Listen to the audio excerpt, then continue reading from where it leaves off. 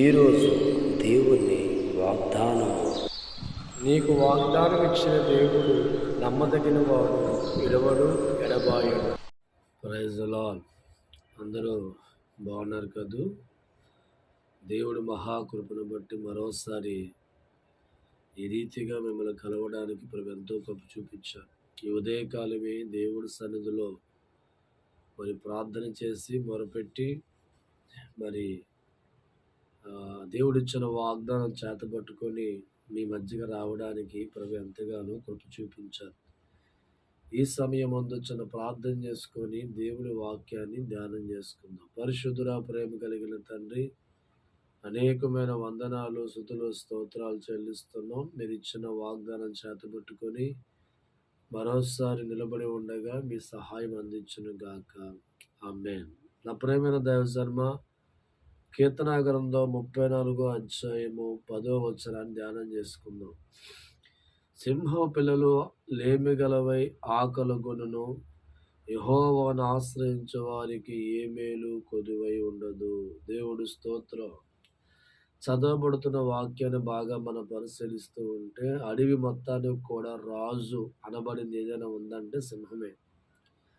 దేవుడు అంటున్నాడు, అడవికి రాజుగా ఉన్న సింహ పిల్లలైన ఆకలితో ఉంటాయి, లేమిలో ఉంటాయి, కానీ దేవుణ్ణి ఆశ్రయించే కుటుంబాలు ఎప్పుడూ కూడా ఆకలి దప్పులతో ఉండవు అని ప్రభువు మాట్లాడుతున్నారు. ఈరోజు చాలామంది జీవితాల్లో ఒక బెంగ ఉంటుందండి. ఎలా నా కుటుంబాన్ని పోషించుకోవాలి, ఎలా నా బిడ్డలు పోషించుకోవాలి, నా జీవితం చాలా ఇబ్బందుల్లో ఉంది, ఆటంకాల్లో ఉంది, నా పరిస్థితులన్నీ కూడా తారుమారుగా ఉన్నాయి, నా స్థితిగతులన్నీ కూడా ఎక్కడ స్థిరము లేకుండా నా కుటుంబాలు ఉంది, నా బిడ్డలకు నేను ఏం పెట్టాలి, నా కుటుంబం ఎలా పోషించుకోవాలని చాలామంది ఆందోళన చెందుతూ ఉంటారు. నా ప్రియమైన దావసమ్మ, సృష్టికర్త అయిన దేవుడు ఆయన నమ్ముకున్న బిడ్డలతో ఇస్తున్న వాగ్దానం, అడవికి రాజుగా ఉన్న సింహ పిల్లలైన ఆహారం లేక అల్లాడుతుంటేమో కానీ నన్ను నమ్ముకున్న ప్రతి కుటుంబానికి కూడా నేను ఆకలితో ఉంచను అనే వాగ్దానాన్ని ఈ ఉదయకాలం దేవుడు చేస్తూ ఉన్నాడు. నా ప్రియమైన దావజనమా, ఈరోజు నీ కుటుంబాల గురించి, నీ బిడ్డల గురించి, పోషణాహారం గురించి ఒకవేళ నువ్వు ఆలోచించి బెంగపడే వ్యక్తివైతే నిన్ను పోషించే దేవుడు ఉన్నాడు అని చెప్పడానికి ఎంతో సంతోషపడుతున్నాను. ఇశ్రాయేలు జీవితాన్ని గమనిస్తూ ఉంటే దావజనమ, ఐగుప్తు దేశంలోంచి వారి యాత్ర ప్రారంభమైనప్పుడు కానాను దేశాన్ని చేరే వరకు కూడా 40 సంవత్సరాల పాటు దేవుడు లక్షల మంది జీవితాలను పోషించాడు.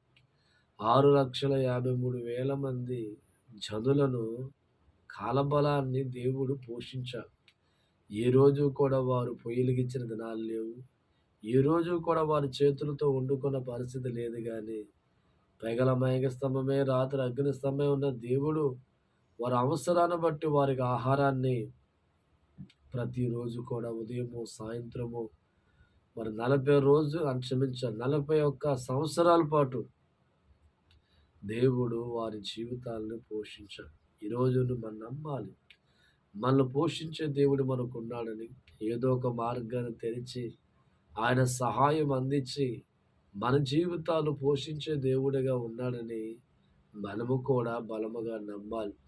ఎందుకంటే దేవుడు ఈ దినాన వాగ్దానం చేస్తున్నారు. సింహ పిల్లల ఆకలితో లేమితో ఉండొచ్చును, కానీ నన్ను ఆశ్రయించిన నా పిల్లలు లేమిలో కానీ ఆకలి దప్పిల్లో ఉండరు అనేది దేవుడు వాగ్దానం. నా ప్రియమైన దైవజనమా, ఇంతవరకు నీ జీవితంలో ఎలా పోషించబడాలి, నా బిడ్డలు ఎలా పోషించుకోవాలి, నేను ఎలా పోషించబడాలని ఆలోచనలో బాధపడుతున్నావేమో, ఈ ఉదయకాలం దేవుడిచ్చిన వాగ్దానం ఒక్కసారి పరిశీలించండి. నీ దేవుడిని పోషించబోతున్నాడు, నీ కుటుంబాన్ని పోషించబోతున్నాడు. శూన్యం వంటి పరిస్థితుల్లో ఉన్నా, ఇబ్బందుల వంటి పరిస్థితుల్లో ఉన్నా, ఆటంకాల పరిస్థితుల్లో ఉన్న, నీ స్థితిగతులని తారుమారైపోయినా, అన్ని మార్గాలు కూడా మొయ్యబడిన పరిస్థితుల్లో ఉన్న దేవుడు నీకు సహాయం చేసి నీ కుటుంబాన్ని పోషించేవాడిగా, నీ బిడ్డలను పోషించేవాడిగా, మరి మిమ్మల్ని పోషించేవాడిగా దేవుడు ఉన్న విషయాన్ని ఎంతో చక్కగా ఈ ఉదయకాల వాగ్దానం మాట్లాడుతుంది. ఇంకెందుకు ఆలస్యం?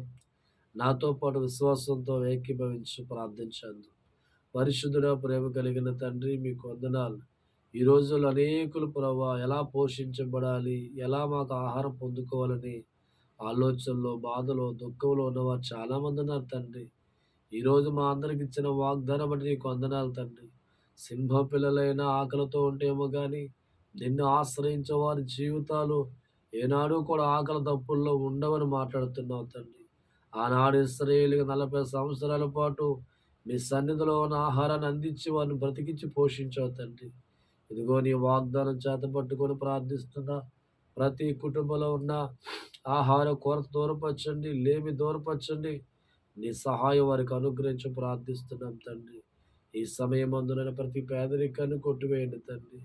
బాధల్లో, కష్టాలు, కన్నీరు వంటి పరిస్థితుల్లో ఉన్న వారి విడుదల దయచేయండి. బిడ్డలు లేని వారికి బిడ్డలు అనుగ్రహించండి.